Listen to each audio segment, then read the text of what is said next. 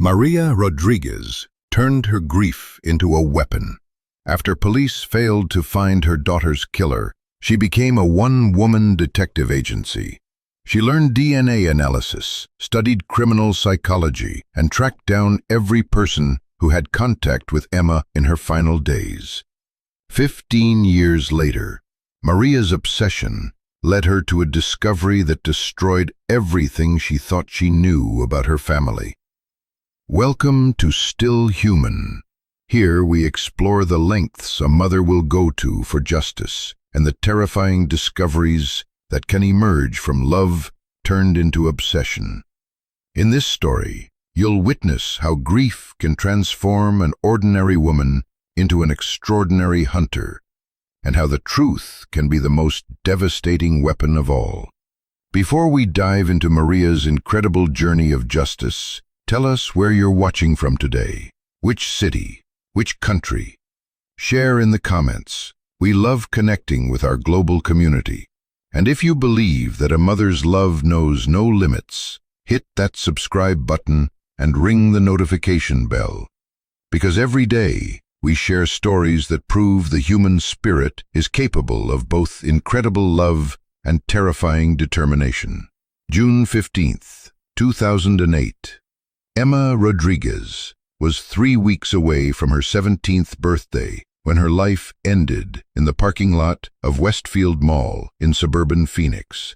She had been shopping for a dress for her upcoming senior prom, texting her best friend about which shoes to buy, completely unaware that someone was watching her every move.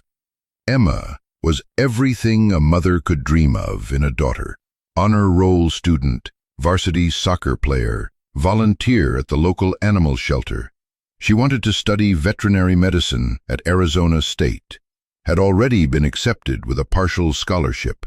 Her bedroom walls were covered with photos of dogs she'd helped rescue, mixed with college acceptance letters and soccer trophies. That evening, Emma had asked her mother for permission to stay out late with friends. "Just until midnight, Mom. Sarah's birthday party at the lake house. I promise I'll be careful." Maria Rodriguez, 45 years old, single mother who had raised Emma alone since her ex-husband left when Emma was 5, had said yes. How could she not? Emma was responsible, trustworthy, and had never given Maria a single reason to worry. "Text me when you get there," Maria had said, the same words she said every time Emma went out. "And call me if you need anything at all." Emma had hugged her mother goodbye at 7:30 p.m. "Love you, Mom. Don't wait up, but I know you will anyway." Those were the last words Emma Rodriguez ever spoke to her mother. The call came at 11:47 p.m., not from Emma, but from Detective Sarah Chen of the Phoenix Police Department. "Mrs. Rodriguez, I need you to come." Maria's world shattered with those 11 words. Emma's body was found in the parking lot behind JCPenney, partially hidden between 2 cars. She had been strangled with her own scarf, a red silk scarf Maria had given her for Christmas. The medical examiner estimated time of death between 9 and 10 p.m., meaning Emma had been killed less than 2 hours after leaving home. But Emma was supposed to be at Sarah's birthday party at the lake house, so what was she doing at the mall? That question would haunt Maria Rodriguez for the next 15 years. The Phoenix Police Department treated Emma's murder as a priority case. Detective Chen was experienced, dedicated, and genuinely cared about finding Emma's killer. For 6 months, the investigation consumed her life, the same way it consumed Maria's. But police investigations have rules, procedures, budgets, and other cases demanding attention. After 6 months with no viable leads, no witnesses, and no physical evidence pointing to a specific suspect, Emma's case was transferred to the Cold Case Division. "We're not giving up," Detective Chen assured Maria. "Cold case doesn't mean closed case. We'll keep working on it." But Maria could see the truth in the detective's eyes. Emma's case would be filed away, reviewed occasionally, but never again received the urgent attention it deserved. Emma would become another statistic, another unsolved murder in a system overwhelmed by violence. That night, Maria made a decision that would define the rest of her life. If the police couldn't find Emma's killer, she would. Maria Rodriguez had been a dental hygienist for 20 years. She understood anatomy, had steady hands, paid attention to details, and was comfortable with things that made other people squeamish. But she knew nothing about criminal investigation, forensic science, or how to hunt a killer. So she decided to learn. Maria started with the basics. She enrolled in online criminology courses, read every book on forensic science she could find, and watched hundreds of hours of investigative documentaries. She learned about DNA evidence, blood spatter analysis, criminal psychology, and behavioral profiling. But most importantly, she learned to think like both a hunter and her prey. Within 6 months, Maria had transformed her dining room into a makeshift incident room. The walls were covered with maps, timelines, photographs, and suspect profiles. She had copies of every police report, every witness statement, every piece of evidence the Phoenix PD had collected. Maria's friends and family thought she was having a breakdown.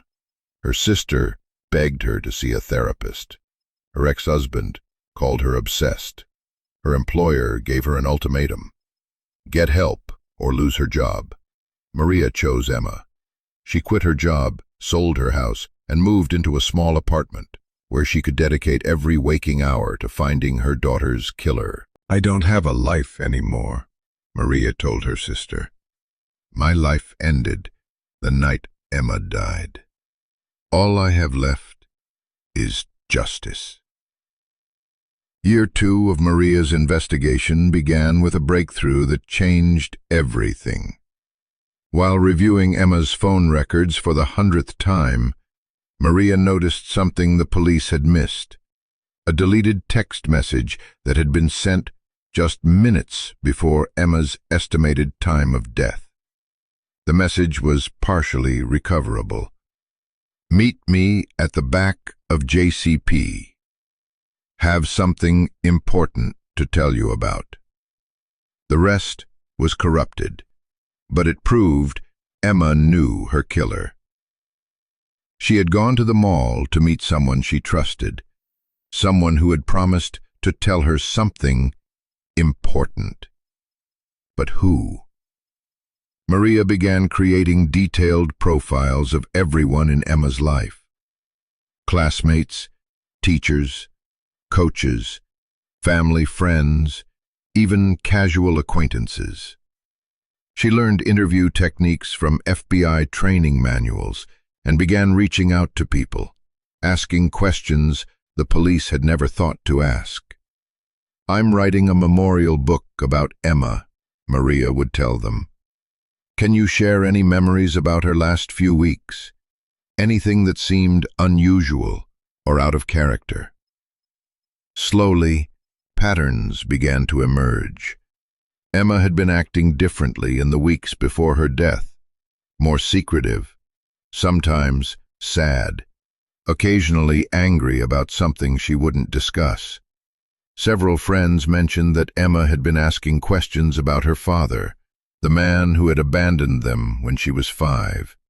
Maria's ex-husband, David Rodriguez, had left Phoenix when Emma was young and rarely contacted them afterward. Emma had always claimed she didn't care about his absence, but recently she had been curious about him. Could David be connected to Emma's murder? Maria began investigating the man she had once loved. What she discovered terrified her. David Rodriguez hadn't just left his family. He had been fleeing something. Court records showed multiple restraining orders from previous relationships, domestic violence charges that were later dropped, and a pattern of manipulative behavior with women.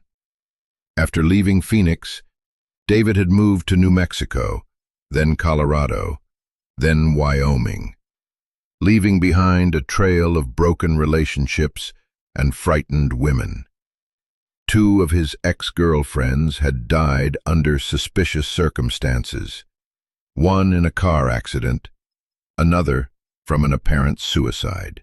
Maria realized she might have been married to a killer without ever knowing it. Year 5 of Maria's investigation led her into the darkest corners of criminal behavior. She had learned to access databases that most civilians never see, connect patterns across state lines, and identify behavior. His pattern was consistent: charm his way into a relationship, isolate the woman from her support system, gradually escalate psychological and physical abuse, then disappear when things became too dangerous for him. But Emma's murder didn't fit David's pattern. His previous victims had been adult women, not teenagers. His methods were typically psychological manipulation and staged accidents, not violent strangulation. Maria began to suspect that David might not be Emma's killer, but he might know who was. Using techniques she'd learned from studying profiler textbooks, Maria created a fake social media identity and began reaching out to David's known associates. She posed as a journalist writing about unsolved crimes in the Southwest, asking questions about David's time in various cities. That's when she learned about Marcus. Marcus Chen was David's half-brother, a man with an extensive criminal record, including sexual assault and violence against women. More importantly, Marcus had been living in Phoenix during the summer of 2008, the exact time of Emma's murder. Maria had never heard of Marcus Chen. David had never mentioned having a half-brother. But as Maria dug deeper, she realized that Marcus had been in Emma's life much longer than anyone knew. Marcus worked for a company that serviced vending machines in schools and public buildings. His route included Emma's high school. For months before her death, Marcus had been watching Emma, learning her routines, building a profile of her life. The partial text message that had lured Emma to the mall suddenly made sense. Marcus had contacted Emma, claiming to have information about her father. Information that a curious teenager couldn't resist hearing. But Maria needed proof, and to get proof, she would have to do something that terrified her. She would have to confront Marcus Chen directly.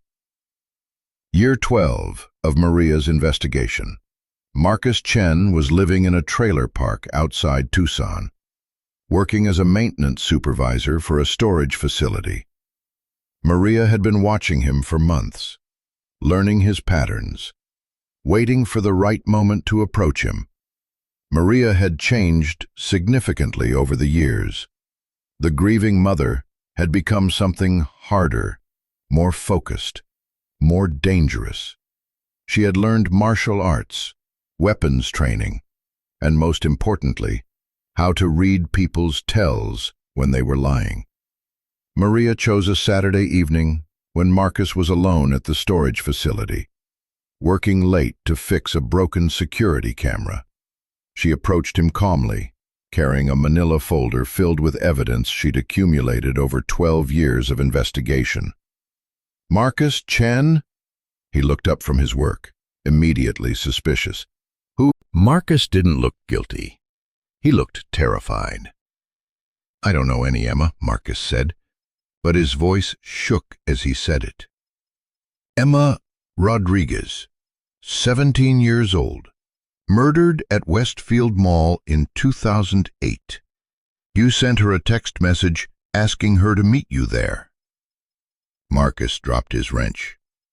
"Lady, I think you've got the wrong person. I have the phone records, Marcus. I have witness statements placing you at the mall that night. I have security footage of your van in the parking lot." This was partially true. Maria had pieced together circumstantial evidence that placed Marcus near this scene. but she was bluffing about the phone records and security footage. Marcus stared at her for a long moment, then sat down heavily on a storage unit step. "You're her mother?" "Yes." "Jesus. I've been waiting for this day for 15 years. Maria's heart pounded. After 15 years of hunting, was she finally face to face with Emma's killer? "I didn't kill her," Marcus said quietly. "But I know who did. And I've been too scared to tell anyone, because—" he looked up at Maria with eyes full of pain. "Because it was my brother. And he said he'd kill me too if I ever told." Marcus Chen's confession shattered everything Maria thought she knew about Emma's murder. "David came to me in June 2008, Marcus explained, his voice barely above a whisper. Said he needed a favor. Said his daughter was asking too many questions about him, getting too close to finding out about his past. He was afraid she'd expose him." Maria felt sick. "So you helped him kill her?" "No. God, no. I was supposed to scare her. David said he just wanted me to talk to her, tell her some story about how dangerous it was to look for him, convince her to stop asking questions." "But that's not what happened." Marcus shook his head. "I sent her that text message, told her I had information about her father. When she met me at the mall, I started to tell her the story David had coached me on. But Emma was smart. Too smart. She started asking questions I couldn't answer, pointing out inconsistencies in what I was telling her." Maria waited, her entire body tense. "That's when David showed up. He'd been watching from his car, waiting to see if I could handle it.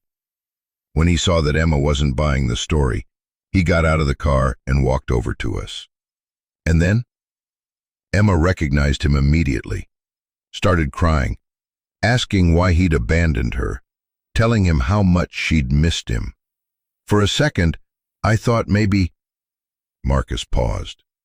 "But then Emma said she was going to call you, tell you she'd found him, and David just snapped." Marcus described the murder. "After it was over, David told me I was an accessory to murder now. Said if I ever told anyone what really happened, he'd make sure I went down for it. Said he had evidence that would make it look like I was the one who killed her." Maria stared at this broken man, who had carried the secret of her daughter's death for 15 years. "Where is David now?" "I don't know. After that night he disappeared. I never saw him again. I've been living in fear for 15 years, waiting for either you or the police to show up." But Maria already knew where David was. Her investigation had tracked him to a small town in Montana, where he was living under a different name, married to another woman, probably planning his next victim. "Marcus," Maria said carefully, "I need you to help me prove this. I need you to testify against David. I can't. He'll kill me. He's going to kill someone else if we don't stop him. Another woman's daughter. Another family." Marcus looked at Maria for a long moment, seeing the pain and determination that had driven her for 15 years. "What do you need me to do?" 6 months later, David Rodriguez was arrested at his home in Montana. The evidence Maria had accumulated over 15 years, combined with Marcus Chen's testimony and a full confession, resulted in a first-degree murder conviction. During the trial, Maria learned details about Emma's final moments that she both needed and dreaded to hear. David's motive was exactly what Marcus had described. Emma had been getting too close to uncovering his criminal past, and he had killed her to protect his secret. The most heartbreaking revelation came during David's confession. In her final moments, Emma had told David she forgave him for abandoning her family, that she just wanted to understand why he had left. Even facing death, Emma had chosen love over anger. David Rodriguez was sentenced to life in prison, without the possibility of parole. But for Maria, the conviction wasn't the end of her journey. It was the beginning of something new. "I spent 15 years learning how to hunt a killer," Maria told the court during her victim impact statement. "Now I want to spend the rest of my life teaching other families how to find justice when the system fails them." Maria Rodriguez founded the Emma Rodriguez Foundation, a non-profit organization that helps families of murder victims conduct their own investigations when police resources are insufficient. She teaches evidence collection, interview techniques, and investigative methods to parents, siblings, and spouses who refuse to give up on their loved ones. "The police do their best," Maria explains to the families she helps, "but they have hundreds of cases and limited resources. You have one case and unlimited love. Sometimes, love is the most powerful investigative tool there is." Marcus Chen became the Foundation's first volunteer investigator. His knowledge of criminal networks and witness protection helped Maria develop protocols for safely approaching dangerous suspects. Today, the Emma Rodriguez Foundation has helped solve over 200 cold cases across the United States. Maria has trained more than 1,000 family members in investigative techniques, and her methods are now studied by law enforcement agencies worldwide. But Maria's most important achievement isn't the criminals she's helped catch, or the families she's helped heal. It's the lessons she proved to the world. A mother's love is the most relentless force in the universe. Emma Rodriguez was murdered on June 15, 2008. Her killer was brought to justice on March 12, 2024, exactly 15 years, 8 months, and 27 days later. Maria Rodriguez never stopped counting the days, and she never stopped hunting. At Still Human, we believe that justice delayed is not always justice denied. Sometimes it just requires a mother's determination to make it real. What would you do for the people you love? How far would you go to find the truth? Share your thoughts in the comments below, and don't forget to subscribe and hit that notification bell, because every day we share stories that prove love is the most powerful force on earth. See you in the next story.